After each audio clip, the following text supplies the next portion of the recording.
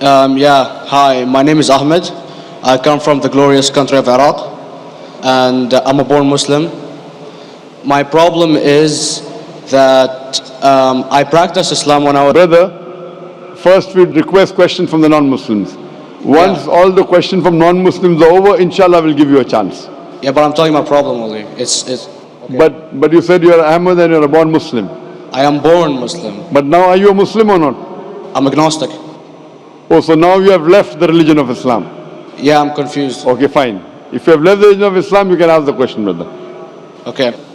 So my question is, how come I don't have the faith that you and the other Muslims have and some of my friends, even though I practiced Islam a lot and I even did Umrah, but I still do most of the sins that are forbidden in Islam, and I sometimes am lazy to do the prayer and the other subjects we have to do in Islam. I have read many books and about other religions and conspiracy theories and documentaries and such. I even have seen your own videos on YouTube, and there are many questions that go around my head about Allah and the Messenger and Muslims in general. And basically the most important question is, you said in one of your debates or questions that Allah is the creator and He's uncreated. But I have realized, how can the uncreated exist? And if He exists, how can we notice Him? How can we see Him or hear Him or feel Him or know of His existence if He's uncreated in our own dimension or so? That's one of the questions. Brother Ahmed said that he is a born Muslim. He comes from Iraq. He read the Quran, he read the books, but he commits many sins. He believes maybe sometimes he's agnostic and he's lazy for praying. Brother, before I answer your main question, if you do sins and if you are lazy for praying, that does not make you a non-Muslim. As long as you believe that praying is fard, sometimes you miss, it's a sin.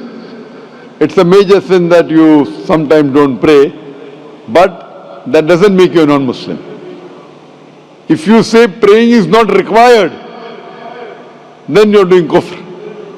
But if sometimes you do sin, sometimes minor sin, sometimes major sin, it is haram, it's forbidden, but that does not throw you outside the fold of Islam.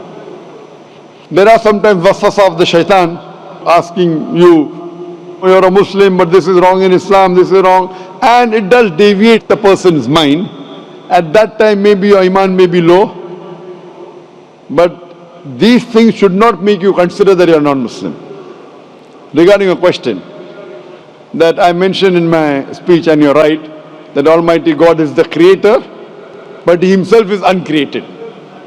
You asked the question, how can the uncreated, how can we see the uncreated, and how it's possible? Allah subhanahu wa ta'ala is Khaliq, is the creator. And by definition, He's uncreated. Because normally people say that when they try and prove in logic that everything has a creator, who created this table, the carpenter, from where he got, from the tree, who created the tree, so it goes back to Allah. So when many of the people try to convince an atheist, they try and say that everything has a creator, and then they get trapped when the atheist asks him who created Allah. So if you hear my tapes, I never go that way.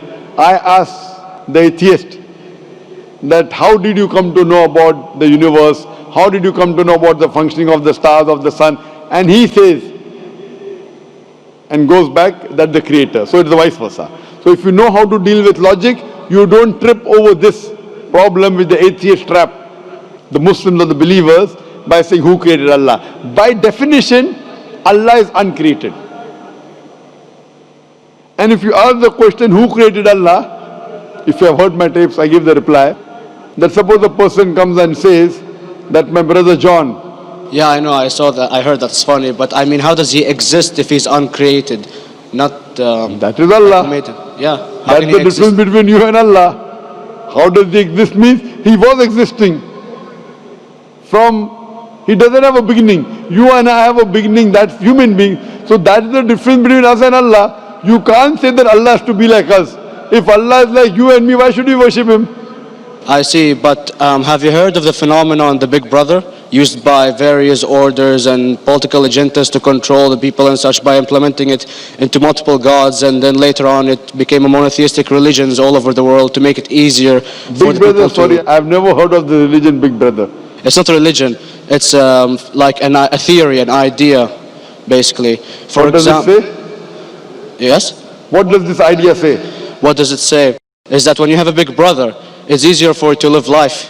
When you have someone watching you the whole time, understanding you the whole time, protecting you the whole time, being with you the whole time, and you can talk to him, although he never talks to you back, maybe in your dreams, due to your mind and such, it's easier for you to live. While a human who does not have a big brother and is not easily controlled into doing so and is having complete freedom is a danger for the major ruling powers and such.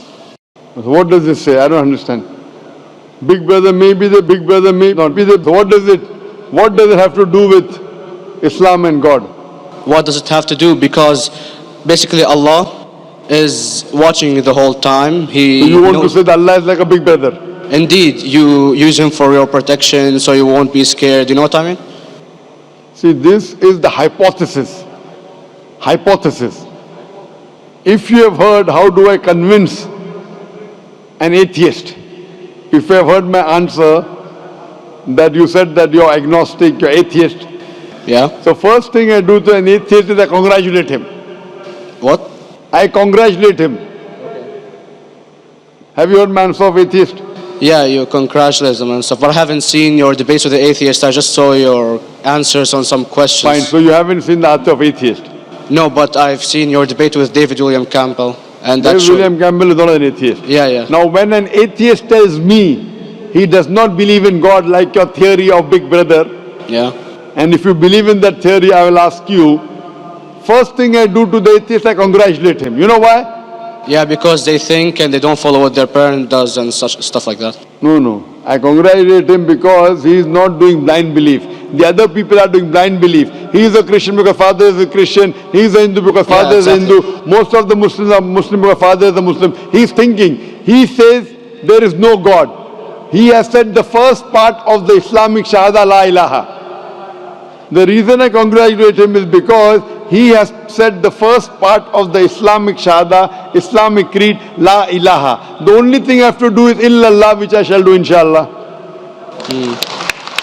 So if you have heard my answer, an atheist becomes an atheist because he believes in science, he believes in logic. Or I ask him that if an equipment is bought in front of him, which no one in the world has ever seen, and if the question is asked that who will be the first person who will be able to tell you the mechanism of this new equipment, what is the answer? Of course, he's going to tell you the producer or the maker of this equipment. Creator, producer, maker. So when we ask him questions that how did this universe come into existence, he will talk about the Big Bang. This what we're going to talk is already mentioned in the Quran 1400 years ago in Surah Anbiya chapter number 21 verse number 30. Avalam yaral lazina kafaru anna samawati wal arda kanat ratkum fataknahuma. Do not the unbelievers see that the heavens and the earth were joined together and we clove them asunder. This what you came to know 50 years back is mentioned in the Quran 1400 years ago. Who could have mentioned that? Well, in various civilizations in like 2000 or 5000 BC before Islam came or Christianity itself, there was various civilizations that are good in astronomy and they know more about our solar system than we do now, sadly. Brother, your knowledge of science is little, not in-depth. I do agree. There are certain things which were known as hypotheses. For example, we came to know, we were proved that the earth was spherical in 1577. I know that in 6th century BC, there were Pythagoreans who believed that the earth was spherical. But the same Pythagoreans who believed the earth was spherical also believed that the earth was the center of the universe, which is wrong. You show me one civilization which believes 100% what the Quran has mentioned. I challenge you. What you say, so do you mean to say there was a person who said, okay, this civilization, out of 100 things, these 2 things are right. Out of 100 things, these 5 things are right. Out of this 100, and picked and chose. Who can do that? No one besides the Creator. Even if you know that there were 10 different civilizations, hundreds of civilizations, there is not a single civilization that you know in the past which knew 100% of science what we know today. So where is your logic? Where is your theory? I do know that certain things were hypotheses which were proved later on. But there is not a single civilization which knows everything what is mentioned in the Quran. So the answer goes back to the original question, who could have collected this in the Quran? Someone 1400 years back, could he do and say, okay, out of these 100 things, these 3 are right, out of these 100 things, these 2 are right, out of this, it's not possible. Mathematically, it's not possible. Well, you never gave the idea of extraterrestrials or so. I mean, knowledge is power, and Brother, I'm asking you a simple question. We are not come here to have a debate. yeah. I'm asking you a question, point out a single civilization, you're asking something else. Yeah, We are alright. not here to discuss, you can come in the room and discuss. You ask a question, I'm giving you the answer. You gave about old civilization. I told you you're right, but out of 100 things, 98 they were wrong. So I'm asking you, who could have mentioned this in the Quran? You're talking something else now. Yeah, well, I'm I'm asking telling you a simple question, 2 plus 2 equal how much? You're saying, I'm telling you 3 multiplied by 3 is how much? I'm asking a name, you're telling that where do you live? you know, I'm you're- asking a simple question, name me a single civilization which has everything what was mentioned in the Quran. Do you know of any or not? Yes or no? well, not everything, of course. Even not 10%. Why? Babylon knows of most of the planets and such. Planet is not the only thing mentioned in the Quran. There are Of course. 1,000 things mentioned in the Quran. To say what 1,000 things are mentioned in the Quran, 10% would be equal to 100 things. Did Babylonian civilization knew about 100 things mentioned in the Quran? No, because they You don't have cannot. the They IQ knew of that. 5 or 6 things. In percentage wise, very small. So, Of course. who can be the author of the Quran besides the creator to know what is right, what is wrong? Today, science has established the hypothesis mentioned by Babylonian so many centuries back is today proven. So, these were hypotheses in the past, which out of them many have been rejected, some have been accepted. So, to collect all which is 100% correct has to be from the creator and no one else. Hope that answers the question. Yeah.